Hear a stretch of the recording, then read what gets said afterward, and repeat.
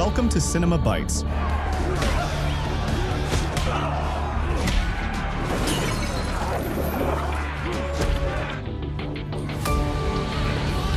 Your go-to for movie recaps in a flash. Big twists, epic moments, all in just minutes. The movie Damage begins with John, and the guard takes him out of his cell to complete his release procedures from prison. And we learn that he entered prison on a second-degree involuntary manslaughter charge and was sentenced to 7 years. And he's getting out after serving half the sentence for good behavior. John goes to sign his release papers and receives his personal belongings, and before he leaves, they ask him if he regrets killing Masio. He affirms that he feels guilty and that not a day has passed without him thinking of Masio. They ask him how he will spend his time outside prison, and he tells them he'll look for a job and stay away from trouble. John leaves through the prison gate, hardly believing it, gets on a bus, and starts looking for work until he finds some. He works as a laborer in a building under construction. At night, he goes to hang out in a bar, and while he's sitting there, he sees a group of guys harassing the waitress, Frankie. When one of them tries to force himself on her, John snaps, beats him up, and throws him out. The owner of the place is impressed and offers him a job, and, of course, he agrees. So he works at night in the bar and in the morning at the construction site, spending every day working, away from people and trouble. After that, he goes to the precinct to submit his weekly report after his release. The officer asks him what he has done since getting out, and he tells him he has 2 jobs and is trying as much as possible to stay out of trouble, especially with his boss who keeps hassling him and stealing from his pay. The officer signs the report and says, "See you next week." We then see 2 customers fighting in the bar. John tries to calm them down, and when they refuse, he beats them and throws them out. A man named Ren is there, is very impressed by John's fighting moves, and offers him a job. But John refuses and leaves. Here we learn that Frankie and Ren are close friends. The next day, John finishes work at the site, and as he's leaving, he finds Veronica, Masio's wife, waiting for him. He takes her and they talk in a restaurant. Through their conversation, we learn that John sent her many letters asking for forgiveness and that his release depended on her word.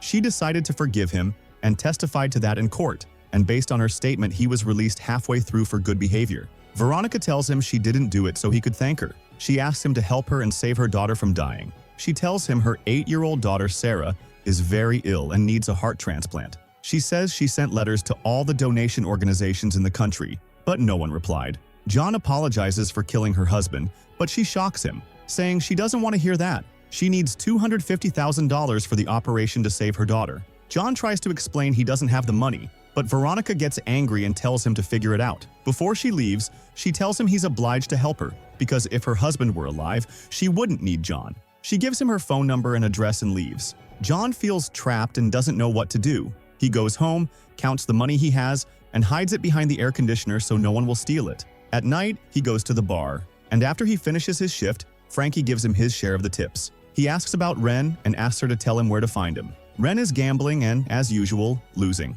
Frankie and John go to him, and John asks about the kind of job he was offered. Ren takes him to show him the work, an underground fight club with very large bets. John watches 2 fighters battling brutally. Survival is for the strongest, and the winner finishes off the other. John refuses the job and accuses Ren of being afraid. Ren tells him he can make a lot of money if he can beat the fighter in the ring. Frankie tells him he'd earn $6,000 per fight, but John insists on refusing. Before he leaves, Ren says he knows John's story and that he just got out of prison. John gets angry and says, "If you think you can scare me, you're wrong," and leaves. John then goes to Veronica's house and tries to explain he can't get the money, but she gets angry and throws at him the letters he sent from prison asking for forgiveness. While they're talking, her daughter comes out, and when John sees her, he feels guilty and asks Veronica to give him some time to come up with the money. The next day, Ren and Frankie go to a man named Prime, who owns a betting shop. Ren tells him about John and insists he's a one-of-a-kind fighter. He asks for an amount he can use to bet on the fight, but Prime refuses and offers to lend against Ren's father's metal buttons for a certain amount. From the conversation, we learn Ren owes many people, and they all want to tear him apart. Ren refuses because the buttons are a keepsake from his father, and leaves. Meanwhile, John's boss picks a fight with him and fires him. As he's throwing John out, the boss has a heart attack and collapses. John tries to save him, performs first aid, and tells his co-workers to call an ambulance. The ambulance arrives, and they thank John for saving his boss at the last moment. But unfortunately, John still loses his job.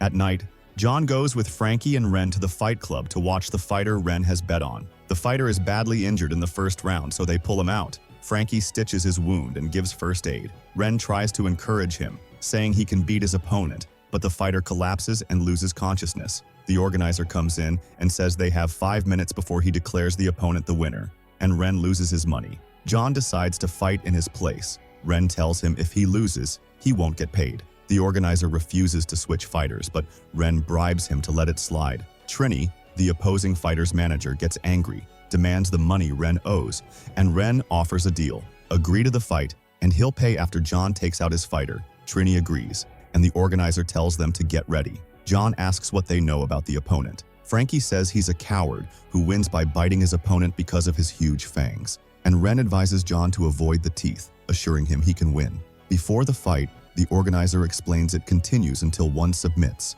and that entering with weapons is forbidden, but weapons are allowed during the fight. John doesn't understand, so the organizer clarifies. During the fight, they throw in weapons except firearms. Whoever uses them best wins. The fight begins. John tries to avoid the opponent's strikes and those terrifying teeth, but the opponent lunges, bites John's arm and knocks him down. John gets furious and starts hitting him. As the fight intensifies, the organizer throws in batons. They start hitting each other with iron bars, but Zahn manages to control the fight, attacks his opponent, and beats him until he surrenders. Reno and Frankie are very happy and leave the ring in high spirits. They go to the locker room and Frankie starts treating his wounds. When John gets his share, he splits it with the fighter who replaced him, which surprises Reno, and he accuses him of being crazy because no one does that. Frankie is very impressed and becomes sure he has a conscience. The next day, John goes to file his weekly report at the police station. Even though he tells the officer about his participation in the fights, the officer pretends not to hear and tells him to come back the following week. After that, he goes to train, and when he returns home, he's shocked to find the door open. Inside, he's stunned to see Reno and Frankie there, and they know where his money is. Reno tells him they must enter a Timmons fight because they'll get a bag full of money from it, and he tells him to pack to go live with them. They go to meet the organizer of the fights, and Reno asks him to set up fights for them. He confirms that John is a formidable fighter and that he'll make a lot of money off him, but he refuses Reno's offer. John asks him to leave them alone for a bit. Frankie takes him outside, and John manages to convince him.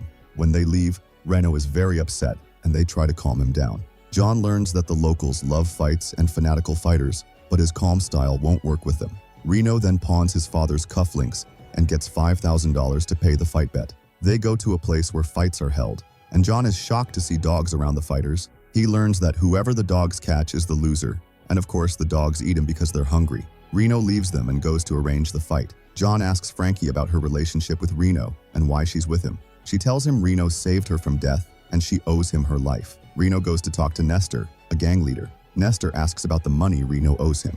When he learns Reno doesn't have it, he orders his 2 henchmen to teach him a lesson. They restrain Reno before he can move. John steps in and offers Nestor to fight one of his men in exchange for the debt Reno owes. Nestor agrees, and one of his men steps up. John fights with strength and skill, keeps hitting him until he wins. Reno is happy, and Nestor is furious for losing his money. They leave happy because they won $70,000. On the way, Veronica calls John to tell him her daughter is sick and has been taken to the hospital.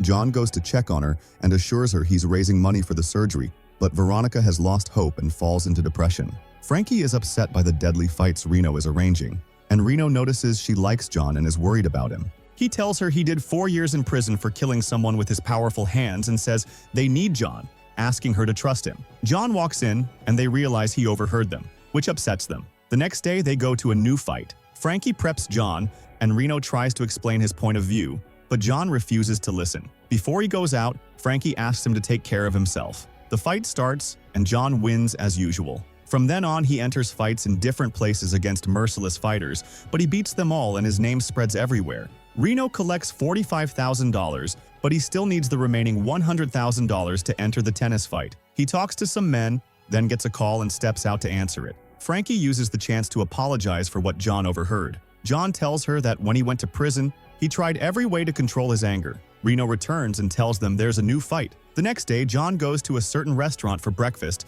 and sees a car with a group of people looking at him before they drive off. That night, those same men go to Reno. They're men of someone named Val, and they demand the money Reno owes. When he says he doesn't have it, they beat him and give him a week to pay. Their leader warns that if the week passes without payment, they'll kill him. The next day, they go to a fight at Nestor's again. Frankie is angry, and Reno says, "How else will I pay what I owe?" Nestor puts one of his henchmen in to fight. Before the fight, Reno tells John to look for any weakness in the opponent to beat him. The fight begins. The opponent is very strong. After a long, brutal fight, John takes control and attacks, hitting him with all his strength until he finishes him off. They go to a bar, and John notices the owner is upset with him. John then gets a call and is shocked to learn Veronica has attempted suicide. He rushes to her home and finds her on the floor, covered in blood. He carries her to the hospital. Frankie finds a hospital paper on the ground. While they wait for Veronica to regain consciousness, John tells Frankie about Sarah's illness and his struggle to cover the surgery cost. That's why he's in the fights. He notices scars on Veronica's wrist from multiple attempts. Veronica wakes and asks why he saved her. He tells her not to give up and assures her he'll save her daughter. The next day, Reno goes to the pawn shop to get his father's cufflinks back, but is shocked to learn they were sold overnight. Zahn and Frankie return home, and Reno tells them Nestor called and set a new fight to avenge his man. The opponent will be the dead fighter's brother. He asks if he should accept. John tells him to set the date. The next day, John files his weekly report as usual, then goes to the venue to fight Nestor's man. Val's men show up at Reno's side of the arena and ask if he has their money. He tells them he wagered it on the fight and assures them Zahn is a beast in the ring and he'll pay after they win. Frankie is shocked to see Val's men. Reno asks her to take his car and leave fast. When she refuses, he begs her to trust him. She realizes he's entangled with them and leaves. John overhears but doesn't understand. The fight starts. John fights with all his skill. After he overwhelms his opponent, the crowd chants for him to kill, but he refuses to make the same mistake again and withdraws from the fight. Everyone is stunned, especially Reno. Val's men get angry and attack Reno, beating him.